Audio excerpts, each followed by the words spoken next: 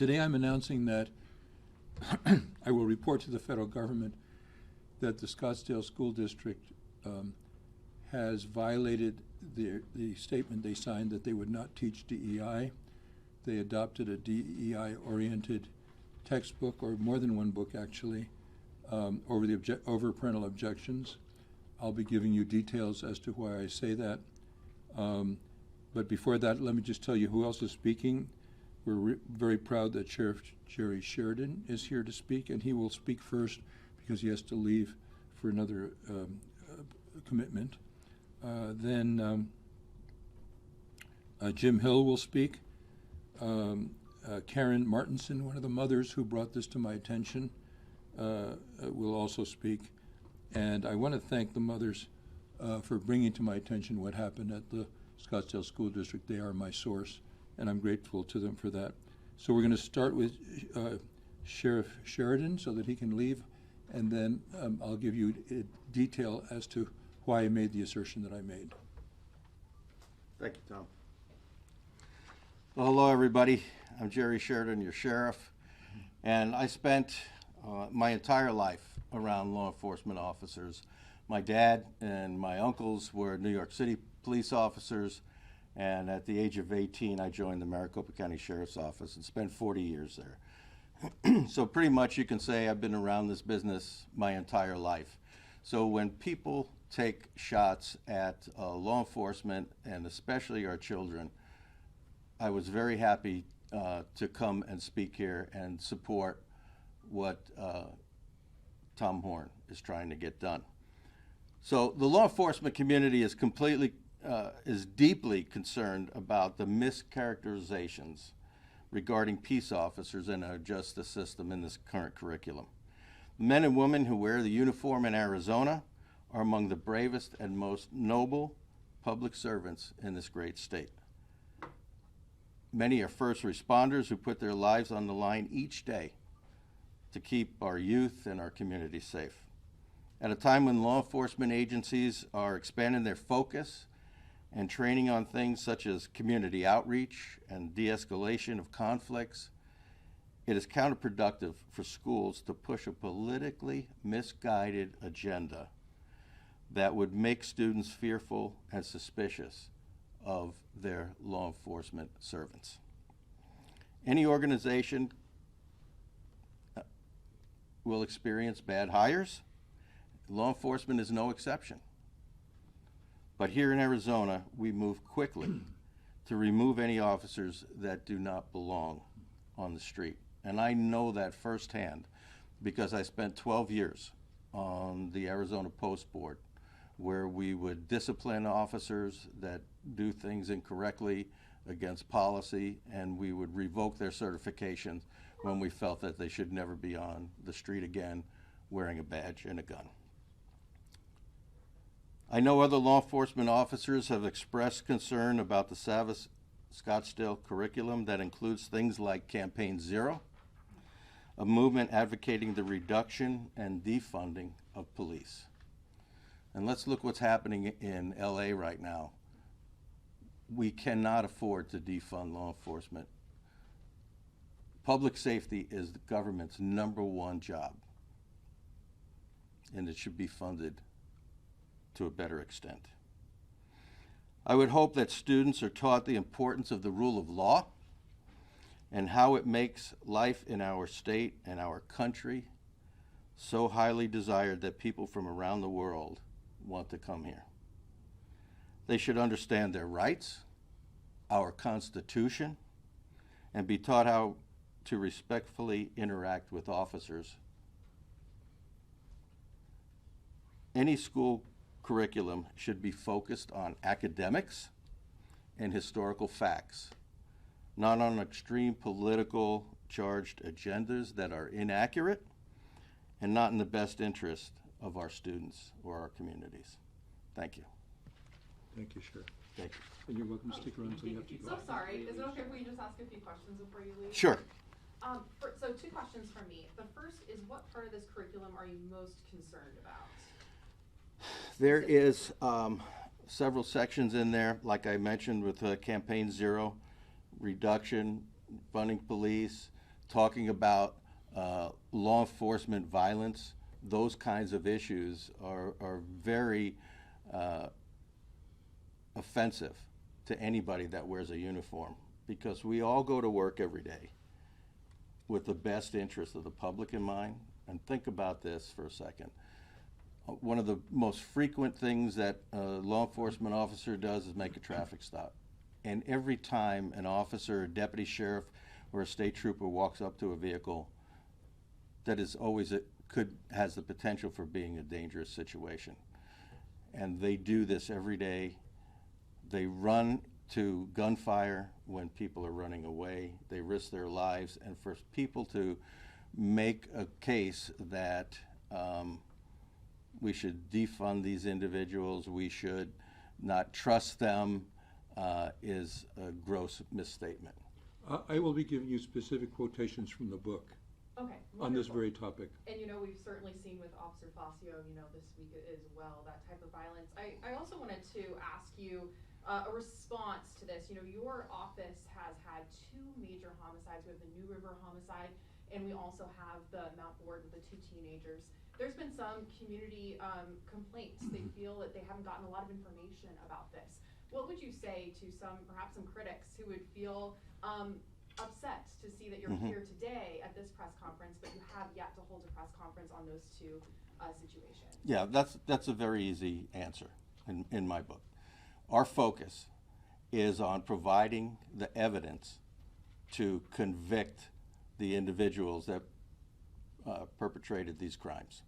That's our focus. Now, I know we have to balance a need for the public to know what's happening, but again, when we're not prepared to go out with direct information that maybe only the suspect would have, that we thought that, and believe me, it's been a very difficult situation for us, because I want the public to know what the sheriff's office is doing and how I feel about things. And so this has been a very difficult situation for us to not talk about these crimes. And specifically the crime in New River where the pastor was murdered, that was a very complex case involving several different law enforcement agencies. We've been in contact with the county attorney's office, and until we are prepared 100% to know that it will not compromise the future prosecution of this individual, we're not going to go out with that information. But I think we're prepared maybe this week to hold a press conference.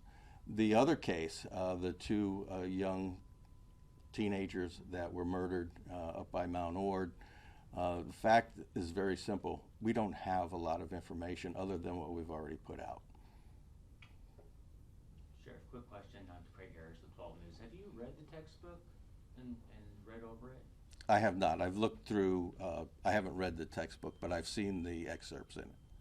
Okay. So in context of that, the Scottsdale Unified District told 12 News that maybe 12, 13 school districts and charter schools use the same exact curriculum, including some very conservative ones like Peoria and American Leadership Academy. Why single out Scottsdale when maybe 12 to 13 districts use the same exact curriculum? Well, maybe they don't understand what's in that curriculum. Maybe they haven't looked at it close enough. Can I add something? In the case of Peoria, the publisher agreed to take out the woke sections that were objectionable that we'll be talking about here today. Thank you. Thanks, Sheriff. But Scottsdale didn't ask them to.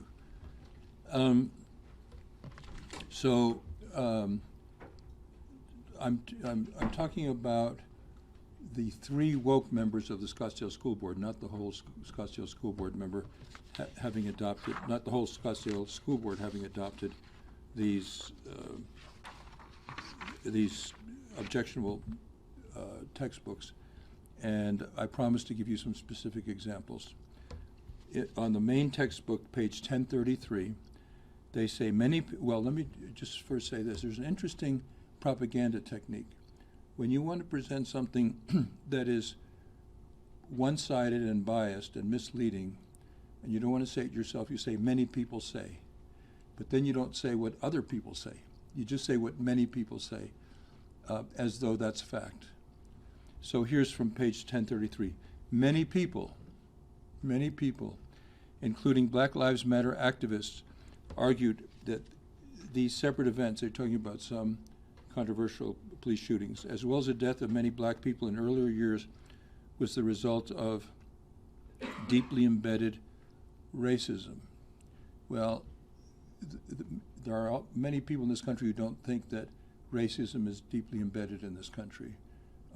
And they didn't give a two-sided presentation. They present a one-sided presentation that trying to get students, impressionable students, to believe that racism is deeply embedded in this country. And textbooks for students should be objective and give both different sides. Then at the same page, they say protest marches were generally peaceful, referring to the 2020 riots. Well, we've all seen the video of a reporter saying that these protests were generally peaceful, surrounded by burning buildings and attacks on police officers in the 2020 riots. So that's a very one-sided propagandistic statement without giving, again, different points of view. Page 2025, referring to Ferguson. One witness claimed that before being shot, Brown had raised his hands and said, "Don't shoot."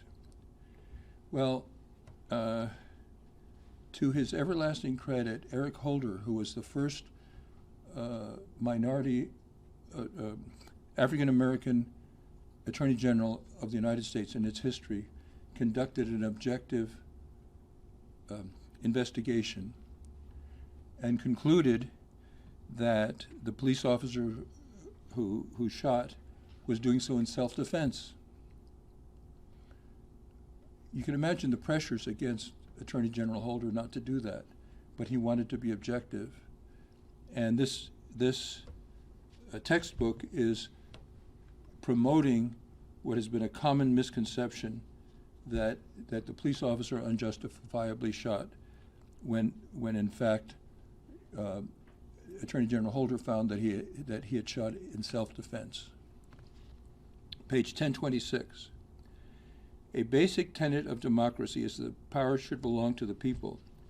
But what can people try if they feel they're not being heard or if they live under an authoritarian system?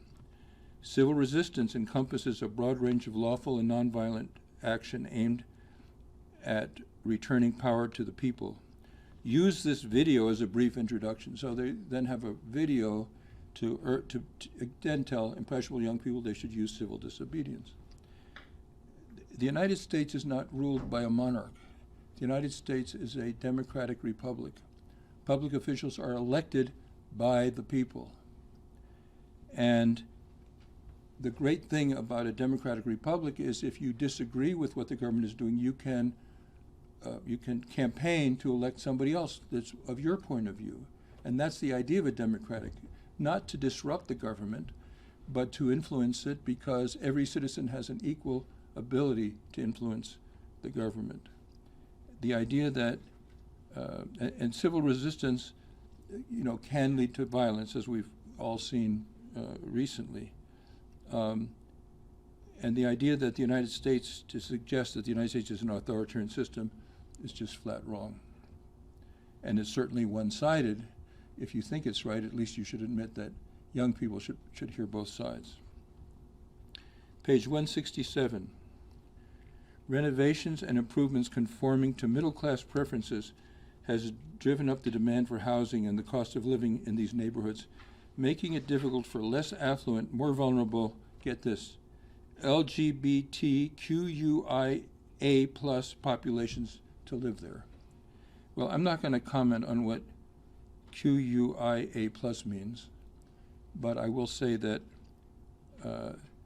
the median income for men in same-sex marriages is $141,400. The median income for men in opposite-sex marriages is $124,900. So the median income statistics tell us that the gay men are more prosperous than the heterosexual men. the idea that gay people are oppressed financially is just contrary to fact. Then there's a human geography book which says Republican lawmakers in some states have packed African American voters into a single district or small number of districts, thereby creating majority Republican districts in the rest of the state. The fact is that this was a project not of Republicans but of Democrats. It was a civil rights project to assure that minorities would be represented in Congress. So they insisted that people that belong to minorities should be put together in a district so that they would assure they would get a member of that minority in Congress. It was a Democratic proposal. Believe me, the Republicans had nothing to do with it. That's just a flat lie. So I'm now going to turn it. We're going to have a few other speakers, and then we'll be open to any questions that you have. And so I'm going to now call Jim Hill, another member of the law enforcement community, who's been very concerned about the curriculum at Scottsdale School District, adopted by the woke majority of their school board. Hi, my name is Jim Hill. I'm the president of the Maricopa County Colleges Police Officers Association, a member of the Arizona Conference on Police and Sheriffs, retired detective from the gang unit in Scottsdale, although now I'm another police officer in another agency, and I'm also working on my doctorate in education. So I'm coming at this from all sides. I was sent the excerpts and screenshots of the information regarding police, and I was appalled. This is clearly setting it up as the police are oppressors. They're not here to help. These are tabloid headlines taken from 2020, and they're acting like they just happened and there's no context forward or backwards. When you look at these, one of the worst lies perpetrated on the American public was hands up, don't shoot. It never happened. It was proven to be debunked, but yet it's still listed in there as some people say, or a witness. That witness admitted he lied. They try to smear the police that somehow they're involved in the death of Trayvon Martin. There was no police officers involved. That has nothing to do with the police. And it's just over and over these little tiny things. They want to talk about BLM. Fine, let's talk about what it was supposed to be. But if we're talking in history, let's go forward and backwards. What do we know about BLM now? What did they do? Where did they get their start? What are they done? And we find out the truth. You want to talk about policing? I'm all for looking at a critical lens. And that's what I do in my profession. I've been a trainer for years. Let's look at the good and the bad. But if you're going to list of just nothing about, well, these people are out there to hurt you, that just sets up such a horrible dynamic without saying, here's all the good work. I'm having a heck of a time when I talk to college students getting them to want to be cops because they've been so inundated with the cops are oppressors, the cops are bad. Why do I want to do that? So what do I tell them? So we see in LA, it's gotten worse. People are more emboldened to attack the police because they've been labeled as the oppressors. And that's what we're seeing. They're going after police officers thinking it's their God-given right to assault the police. We've set up a horrible dynamic. And those police officers, God love them, are showing up every day, protecting the citizens, protecting the buildings, and they still show up. And when people say, well, you know, do the police pick and choose in the racism? There's no systemic racism. I've never ever, in 38 years as a cop, heard a cop respond, so what's the race of the individual needing help? We just go, and that's who we are. So I'm appalled whenever a school district, especially one where I live, sets this in motion. Thank you. Thank you. Again, it's not the whole school district, it's the woke majority of the school board that we're talking about. I think I neglected, I think you reminded me about the Trayvon Martin case. In the book, all it says is that Zimmerman claimed self-defense and was acquitted. And they don't point out that the jury believed that Martin was on top of him, banging his head against the concrete. I think if that happened to any of us, we would do anything we could to put a stop to it. But again, the book provides a one-sided view that that Martin was unarmed and shot unjustifiably, without pointing out what the jury believed, that he was banging Zimmerman's head against the concrete. I'm going to ask Karen Martinson to come up now, one of the mothers that has brought all of this to my attention, for which I'm very grateful. Karen? Hello, as he said, my name is Karen Martinson. I am a parent in the Scottsdale Unified School District. My son will be a junior this year at one of the high schools. The one thing I want to point out first, before I even bring to your attention some of the excerpts from the book that is absolutely appalling, is the fact that if you are a parent, most of us will buy our homes based on the schools in that area. So we send our kids to school hoping that they will give an extension of what we want them to learn as parents. We don't want our kids to be indoctrinated, and that's the problem with this curriculum. It feels like they're being indoctrinated. So the curriculum falls short on so many factors. First, I'm gonna point out the fact that it's not meeting state standards in some areas. It is a violation of certain laws, and it attacks certain individuals based on race, religion, and political standing. So the first thing I'm going to point out, like I said, is the fact that it's not meeting state standards. So state standards, whenever you mention religion, is you're supposed to mention major tenets of that religion. Unfortunately, with this particular curriculum, if we take a look at when they talk about Jesus Christ, they talk about how he was executed by crucifixion, but they never talk about his resurrection. That is the premise of our foundation as Christians. We have a major holiday, Easter, surrounding the entire the resurrection of Jesus Christ. How can that be omitted? Let's take a look at another area. This one. When I read this, I was actually in shock. But the historical accuracy of the stories in the Bible is questionable. This is under the heading of the origins of Judaism. So basically, this curriculum is not only attacking the Christian faith, but Judaism as well. Another area that I'd like to point out, and I'm reading directly from the pages just so you know, the rise of animosity was stoked by the fiery anti-Muslim rhetoric from conservative commentators and the politicians, including U.S. President Donald Trump. I have a big problem with that, okay? First of all, it's only mentioning one religious aspect. What about everyone else here in America? The problem is it's highly biased, okay? Some other problems is it presents one side of a very complex issue, but it doesn't go into, as some of the speakers before me pointed out, it doesn't give the other side. That's a problem.